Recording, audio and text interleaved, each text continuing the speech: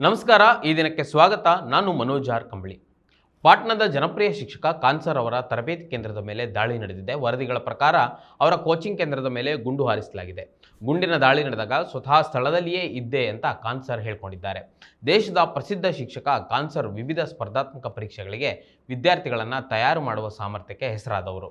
ಬಿಹಾರದ ಪಾಟ್ನಾದಲ್ಲಿ ಕೋಚಿಂಗ್ ತರಬೇತಿ ಕೇಂದ್ರವನ್ನು ನಡೆಸ್ತಾ ಇರುವ ಇವರು ಅತಿ ಕಡಿಮೆ ವೆಚ್ಚದಲ್ಲಿ ವಿದ್ಯಾರ್ಥಿಗಳನ್ನು ಪರೀಕ್ಷೆಗಳಿಗೆ ಸಿದ್ಧಗೊಳಿಸುತ್ತಾರೆ. ಗುಂಡಿನ ದಾಳಿ ನಡೆದಾಗ ಸ್ಥಳದಲ್ಲಿಯೇ ಇದ್ದೆ, ಸರಿಸುಮಾರು 8ರಿಂದ 10 ಗುಂಡುಗಳನ್ನು ಹಾರಿಸಲಾಗಿದೆ ಅಂತ ಹೇಳಿದ್ದಾರೆ. ಆದರೆ ಸಿಸಿಟಿವಿ ಪರಿಶೀಲನೆಯ ಬಳಿಕ ಪೊಲೀಸರು ಗುಂಡಿನ ದಾಳಿಯ ಬಗ್ಗೆ ಸ್ಪಷ್ಟ ಸಾಕ್ಷ್ಯ ಸಿಕ್ಕಿಲ್ಲ ಅಂತ ತಿಳಿಸಿದ್ದಾರೆ. ಕಲ್ಲು ತೂರಾಟ, ಜಾಹೀರಾತು ಫಲಕಗಳ ಧ್ವಂಸ ಮತ್ತು ಭದ್ರತಾ ಸಿಬ್ಬಂದಿಯ ಮೇಲಿನ ಹಲ್ಲೆ ನಡೆದಿರುವುದು ದೃಢಪಟ್ಟಿದೆ. ತಕ್ಷಣವೇ ಪೊಲೀಸರು ಇಡೀ ಪ್ರದೇಶವನ್ನು ವಶಕ್ಕೆ ಪಡೆದು ಭದ್ರತೆಯನ್ನು ನೀಡ್ತಾ ಇದ್ದಾರೆ. ಅಲ್ಲಿನ ವಿದ್ಯಾರ್ಥಿಗಳು ಕಾನ್ಸರ್ಗೆ ಬೆಂಬಲವನ್ನು ಸೂಚಿಸಿ ಘೋಷಣೆಗಳನ್ನು ಕೂಗ್ತಿದ್ದಾರೆ. ಕಾನ್ಸರ್ ಅವರ ಪೂರ್ತಿ ಹೆಸರು ಫೈಜಲ್ ಖಾನ್. ಸಾಮಾನ್ಯವಾಗಿ ಕಾನ್ಸರ್ ಎಂದೇ ಪರಿಚಿತರಾಗಿದ್ದಾರೆ. ಬಿಹಾರದ ಪಾಟ್ನಾದಲ್ಲಿ ಸ್ಪರ್ಧಾತ್ಮಕ ಪರೀಕ್ಷೆಗಳ ತರಬೇತಿ ನೀಡುವ ಶಿಕ್ಷಕರಾಗಿ ಹಾಗೂ ಯೂಟ್ಯೂಬ್ ಶಿಕ್ಷಣ ವಿಷಯಗಳ ಮೂಲಕ ದೇಶದಾದ್ಯಂತ ಜನಪ್ರಿಯರಾಗಿದ್ದಾರೆ. ಕಡಿಮೆ ಶುಲ್ಕದಲ್ಲಿ ಬಡ ಮತ್ತು ಮಧ್ಯಮ ವರ್ಗದ ವಿದ್ಯಾರ್ಥಿಗಳಿಗೆ ತರಬೇತಿ ನೀಡುವುದು ಅವರ ಜನಪ್ರಿಯತೆ ಹೆಚ್ಚಿಸಲು ಇನ್ನಷ್ಟು ಸಹಕಾರಿಯಾಗಿದೆ.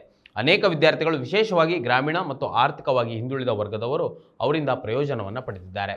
ಅವರು ವಿದ್ಯಾರ್ಥಿಗಳಿಗೆ ಕಡಿಮೆ ಶುಲ್ಕಕ್ಕೆ ತರಬೇತಿ ನೀಡುವುದರಿಂದ ಇತರ ಕೋಚಿಂಗ್ ಸೆಂಟರ್ಗಳು ಅವರ ಬಗ್ಗೆ ಅಸೂಯೆ ಪಡುತ್ತಿವೆ ಅಂತ ಹೇಳಲಾಗಿದೆ. ಈ ಪೈಪೋಟಿಯೇ ದಾಳಿಯ ಹಿಂದಿನ ಕಾರಣವಾಗಿರಬಹುದು ಎಂದು ಕಾನ್ಸರ್ ಅನುಮಾನವನ್ನು ವ್ಯಕ್ತಪಡಿಸಿದ್ದಾರೆ. ಕಲ್ಲು ತೂರಾಟ, ಜಾಹೀರಾತು ಫಲಕಗಳ ಧ್ವಂಸ ಮತ್ತು ಭದ್ರತಾ ಸಿಬ್ಬಂದಿಯ ಮೇಲಿನ ಹಲ್ಲೆ ನಡೆದಿರುವುದು ದೃಢಪಟ್ಟಿದೆ. ಕಾನ್ಸರ್ ಅವರ ತರಬೇತಿ ಕೇಂದ್ರದ ಮೇಲೆ ಈಗಷ್ಟೇ ಅಲ್ಲ, ಈ ಹಿಂದೆಲೂ ಅಂದರೆ 2019ರಲ್ಲಿಯೂ ದಾಳಿ ನಡೆಸಲಾಗಿತ್ತು. ಈಗ ನಡೆದಿರುವ ದಾಳಿಗೆ ಸಂಬಂಧಪಟ್ಟ ಹಾಗೆ ಪೊಲೀಸರು 3ರನ್ನ ಬಂಧಿಸಿದ್ದು, ಅವರಲ್ಲಿ ಒಬ್ಬರು ಮತ್ತೊಂದು ಕೋಚಿಂಗ್ ಸಂಸ್ಥೆಯ ನಿರ್ದೇಶಕರಾಗಿದ್ದಾರೆ ಅಂತ ವರದಿಯಾಗಿದೆ. ತನಿಖೆಯಲ್ಲಿ ಕೆಲವು ವ್ಯಕ್ತಿಗಳು ಪ್ರತಿಸ್ಪರ್ಧಿ ಕೋಚಿಂಗ್ ಸಂಸ್ಥೆಯೊಂದಿಗೆ ಸಂಬಂಧ ಹೊಂದಿರಬಹುದು ಎಂಬ ಅನುಮಾನ ವ್ಯಕ್ತವಾಗ್ತಾ ಇದೆ. ಆದರೆ ಅಂತಿಮ ತನಿಖೆ ಪೂರ್ಣಗೊಳ್ಳುವವರೆಗೆ ದಾಳಿಯ ಹಿಂದಿನ ಉದ್ದೇಶ ಅಥವಾ ಸಂಚಿನ ಬಗ್ಗೆ ಖಚಿತ ನಿರ್ಣಯಕ್ಕೆ ಬಂದಿಲ್ಲ ಅಂತ ಪಾಟ್ನಾ ನಗರ ಪೊಲೀಸರು ತಿಳಿಸಿದ್ದಾರೆ. 100% ಶುದ್ಧ ಶ್ರೀಗಂಧ ಎಣ್ಣೆಯಿಂದ ತಯಾರಾಗಿದೆ. ಅಸಲಿ ಉತ್ತಮಿಕೆಯನ್ನು ಹೊಂದಿದೆ.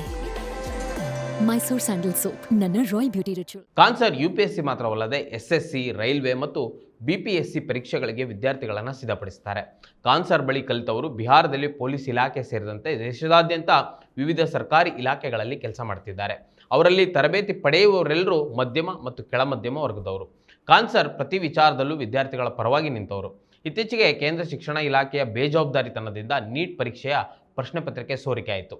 ಅದಾದ ತಕ್ಷಣವೇ ಸಿಬಿಎಸ್ಸಿಯ 12ನೇ ತರಗತಿಯ ಪರೀಕ್ಷೆಯಲ್ಲಿ ವೆಬ್ಸೈಟ್ನಲ್ಲಿಯೇ ಅನೇಕ ಲೋಪದೋಷಗಳು ಕಂಡುಬಂತು. ಇದನ್ನು ಕೇಂದ್ರ ಶಿಕ್ಷಣ ಮಂತ್ರಿಯೇ ಒಪ್ಕೊಂಡ್ರು. ಆದರೆ ಸರ್ಕಾರದ ಪರ ಮಾಧ್ಯಮಗಳು ಅಂತ ಟೀಕೆಗೆ ಒಳಗಾಗುವ ಕೆಲವು ಟಿವಿ ಚಾನಲ್ಗಳು, ವಿಶೇಷವಾಗಿ ಅವ್ರನ್ನ ಗೋಧಿ ಮೀಡಿಯಾ ಅಂತ ಕೂಡ ಕರೆಸ್ಕೊಂತವೆ, ಆ ಗೋಧಿ ಮೀಡಿಯಾದ ಆ್ಯಂಕರ್ ಅನಿಸ್ಕೊಂಡವರು ಆನ್ಲೈನಲ್ಲಿ ಕೋಚಿಂಗ್ ಸೆಂಟರ್ಗಳಲ್ಲಿ ತರಬೇತಿ ನೀಡುವ ಶಿಕ್ಷಕರಿಗೆ ನಿಂದಿಸಿದ್ದಾರೆ. ಅವರನ್ನು ಯೂಟ್ಯೂಬ್ನಲ್ಲಿ ಬ್ಲ್ಯಾಕ್ ಬೋರ್ಡ್ ಇಟ್ಕೊಂಡು ವಿಷಯ ವಿವರಿಸುವ ಸ್ಟಾರ್ ಶಿಕ್ಷಕರಿಗೆ ಏನೂ ತಿಳಿದಿಲ್ಲ, ಅವರು ಕೇವಲ ವ್ಯೂಸ್ ಮತ್ತು ಗ್ರಾಫ್ಸ್ಗಾಗಿ ನಾಟಕ ಮಾಡ್ತಾ ಮಕ್ಕಳಿಂದ ಹಣ ಸುಲಿಗೆ ಮಾಡ್ತಿದ್ದಾರೆ ಅಂತ ಕೀಳಾಗಿ ಈ ಗೋಧಿ ಮೀಡಿಯಾದ ಆ್ಯಂಕರ್ಗಳು ನಿಂದಿಸಿದ್ದಾರೆ. ಇಂತಹ ಗೋಧಿ ಮೀಡಿಯಾಗಳ ಬಣ್ಣವನ್ನು ಕಾನ್ಸರ್ ಬಯಲಿಗೆ ಎಳೆದಿದ್ದಾರೆ. ಈ ಗೋಧಿ ಮೀಡಿಯಾದ ಸಾಲಿನಲ್ಲಿ ನಿಲ್ಲುವಂಥ ಅಂಜನಾ ಓಂ ಕಶ್ಯಪ್ ಅವರ ಪ್ರಾಮಾಣಿಕತೆ ಮಾತ್ರವಲ್ಲದೆ ಅವರ ಬೌದ್ಧಿಕ ಮಟ್ಟವನ್ನೇ ಕಾನ್ಸರ್ ಪ್ರಶ್ನೆ ಮಾಡಿದ್ದಾರೆ. ಅಂಜನಾ ಓಂ ಕಶ್ಯಪ್ ಅವರ ಯೋಗ್ಯತೆ ಪುಟಿನ್ ಅವರನ್ನ ಸಂದರ್ಶಿಸುವ ಮಟ್ಟದಲ್ಲಿದೆಯೇ ಅಂತ ಪ್ರಶ್ನೆ ಮಾಡಿದ್ದಾರೆ.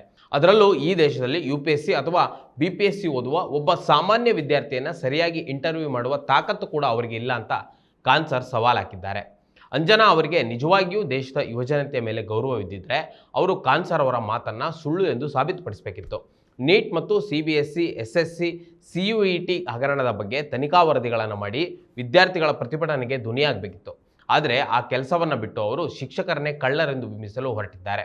ಇದೇ ಮಾಧ್ಯಮಗಳು ನೀಟ್, ಸಿಬಿಎಸ್ಸಿ ಮತ್ತು ಸಿಯುಇಟಿ ಪರೀಕ್ಷೆಗಳಲ್ಲಿ ಲಕ್ಷಾಂತರ ವಿದ್ಯಾರ್ಥಿಗಳ ಭವಿಷ್ಯ ಹರಾಜಾಗ್ತಿರುವಾಗ ಜಾಣ ಮೌನವನ್ನು ವಹಿಸ್ತವೆ. ದೇಶದ ಭವಿಷ್ಯವನ್ನು ನಿರ್ಧರಿಸುವ ಇಂತಹ ಗಂಭೀರ ಪ್ರಮಾದಗಳ ಬಗ್ಗೆ ಸರ್ಕಾರವನ್ನು ನಿಂತು ಪ್ರಶ್ನಿಸುವ ಧೈರ್ಯ ತೋರದ ಇವರು ಇಟಲಿ ಪ್ರಧಾನಿ ಮೆಲೋನಿ ಮತ್ತು ಭಾರತದ ಪ್ರಧಾನಿ ಮೋದಿ ಅವರ ಹೆಸರನ್ನು ಜೋಡಿಸಿ ಮೋದಿ ಮೆಲೋಡಿ ಚಾಕ್ಲೇಟ್ನಂತಹ ಕ್ಷುಲ್ಲಕ ವಿಷಯಗಳ ಬಗ್ಗೆ ಗಂಟೆಗಟ್ಟಲೆ ಚರ್ಚೆ ನಡೆಸ್ತವೆ. ಜನಸಾಮಾನ್ಯರ ಸಮಸ್ಯೆಗಳನ್ನು ಮರೆತು ಕೇವಲ ಟಿಆರ್ಪಿ ಮತ್ತು ಸರ್ಕಾರದ ಓಲೈಕೆಯಲ್ಲಿ ನಿರತವಾಗಿರುವ ಇಂತಹ ಮಾಧ್ಯಮಗಳು ವಿದ್ಯಾರ್ಥಿಗಳ ಪರವಾಗಿ ಧ್ವನಿ ಎತ್ತುತ್ತಾ ಇರುವ ಯೂಟ್ಯೂಬ್ ಶಿಕ್ಷಕರ ವಿರುದ್ಧ ಹರಿಹಾಯ್ತಾ ಇರುವುದು ಇಂದಿನ ವ್ಯವಸ್ಥೆಯ ದೊಡ್ಡ ವಿಪರ್ಯಾಸವೇ ಸರಿ. ಇಂತಹ ಮೀಡಿಯಾಗಳ ವಿರುದ್ಧ, ವಿಶೇಷವಾಗಿ ಈ ಅಂಜನಾ ಓಂ ಕಶ್ಯಪ್ ಅನ್ನುವವರ ವಿರುದ್ಧ ಅವರು ಶಿಕ್ಷಕರನ್ನ ಅವಹೇಳನ ಮಾಡುವುದೆಂದರೆ ಲಕ್ಷಾಂತರ ವಿದ್ಯಾರ್ಥಿಗಳ ಶ್ರಮ ಮತ್ತು ಶಿಕ್ಷಣ ವ್ಯವಸ್ಥೆಯನ್ನೇ ಅವಮಾನಿಸಿದಂತೆ ಅಂತ ಹೇಳಿದ್ದಾರೆ. ಶಿಕ್ಷಕರ ವೃತ್ತಿಗೆ ಗೌರವ ನೀಡಬೇಕು ಎಂಬ ನಿಲುವನ್ನು ಅವರು ವ್ಯಕ್ತಪಡಿಸಿದ್ದಾರೆ. ಈ ಪ್ರತಿಕ್ರಿಯೆಗೆ ಸಾಮಾಜಿಕ ಜಾಲತಾಣದಲ್ಲಿ ವ್ಯಾಪಕ ಬೆಂಬಲ ಕೂಡ ಬಂದಿದೆ.